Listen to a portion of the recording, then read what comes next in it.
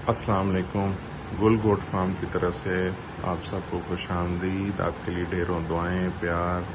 امید ہے آپ سب اللہ پاک کی تمام رحمتیں, برکتیں سمیٹ رہے ہوں گے اور بے حد شکر ادا کر رہے ہوں گے اس پاک ذات کا شکر جتنا ادا کیا جائے اتنا کام ہے. ناظرین, آج ہمارا ٹاپک سب بہت اہم ہے, جس میں آپ تھمبنیل سے دیکھ ہی رہے ہوں گے کہ نسل کی سلیکشن کیسے کی جاتی ہے. نسل کا انتخاب اسی طرح جیسے گھر کی بنیادیں رکھی جاتی ہیں.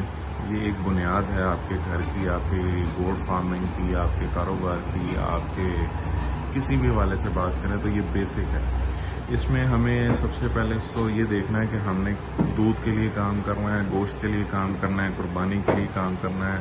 جس کے لیے بھی کام کرنا ہے وہ ہمیں اس کو سیپریٹلی سوچنا پڑے گا, کیونکہ دودھ کے لیے نسلیں کچھ اور ہیں, گوشت کے لیے کچھ اور ہیں, قربانی کے لیے کچھ اور ہیں.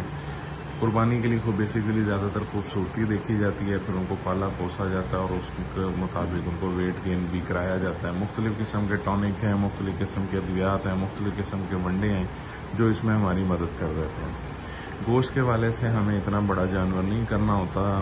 5-6 مہینے کا کرایا, اس کو میکسیمم ویٹ گین کروایا, اس کو سلاٹرنگ کر دی گئی, اس کو مطلب بیچ دیا گیا یا خود سلاٹرنگ کر دی گئی. وہ اسی طرح سے چلتا ہے.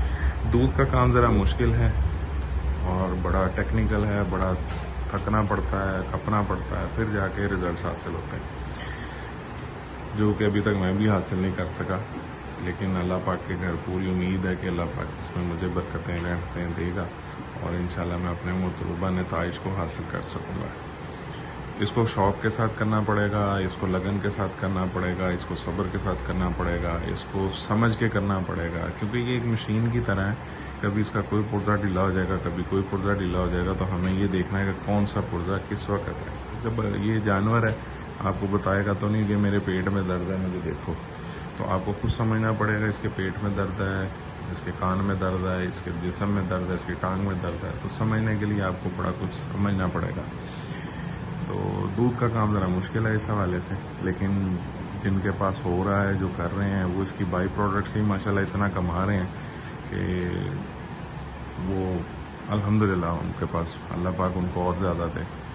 تو نسل کا سلیکشن بہت ضروری ہے اور اس حوالے سے پھر آپ اس کے اوپر کام کرتے ہیں. نسل میں ہمارے پاس جو دودھ کے والے سے اگر بات کروں تو دودھ کے والے سے اس وقت نسل جو پنجاب میں ہے وہ بیتل امرتسری ہے, جیسے آپ یہ دیکھ رہے ہیں, یہ وہ اسی نسل میں سے ہے. لیکن چونکہ یہ میں نے بڑی لی تھیں, اتنی کیئر نہیں کی گئی جہاں سے لی تھیں, تو اب میں اپنی خوراک کے ساتھ, اپنے تجربات کے ساتھ, اپنی ریسرچ کے ساتھ ان کو چلا رہا ہوں. اللہ کے گھر پوری امید ہے کہ انشاءاللہ اس میں بہتری آئے گی.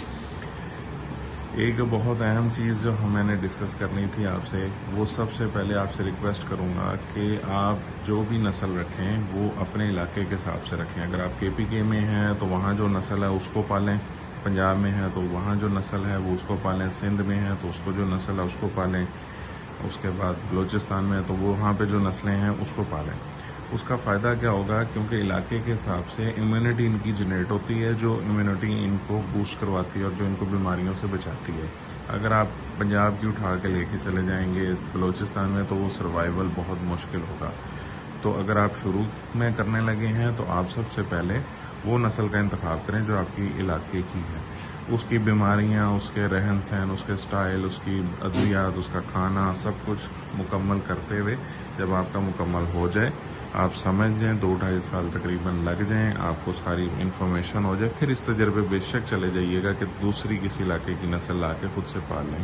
کیونکہ آپ کو پتہ ہوگا بخار آیا تو کیسی علامات ہیں, بیماری آئی ہے تو کیسی علامات ہیں, کون سی دوائی کس وقت دینی ہے. اگر کوئی رہ بھی جائے گی تو آپ وہ پوچھ لیں گے. لیکن امید ہے کہ 2-2.5 سال میں ماشاءاللہ آپ اتنے ٹرینڈ ہو جائیں گے کہ آپ خود کا فارم ہاؤس بھی ڈال سکیں گے بڑے لیول پہ. تو میں تو بھی چھت کے اوپر کر رہا ہوں, چھوٹی سی جگہ کے اوپر مینیج کر رہا ہوں, اور انشاءاللہ آگے چل کے مزید معاملات بہتر ہو جائیں گے. چینل کو سبسکرائب ضرور کیجیے گا, لائک ضرور کیجیے گا, شیئر ضرور کیجیے گا تاکہ ہماری حوصلہ افزائی ہو جائے سکے. اور دعاؤں میں یاد رکھیے گا. کمنٹس میں اگر کچھ کوشچن ہو, تجویز ہو, کوئی معاملہ ہو, پوچھنا ہو, بے شک پوچھ سکتے ہیں. انشاءاللہ آپ کو جواب بھی دیا جائے گا آپ کے سوال کا. اور دعاؤں میں ضرور یاد رکھیے گا. جزاک اللہ خیر.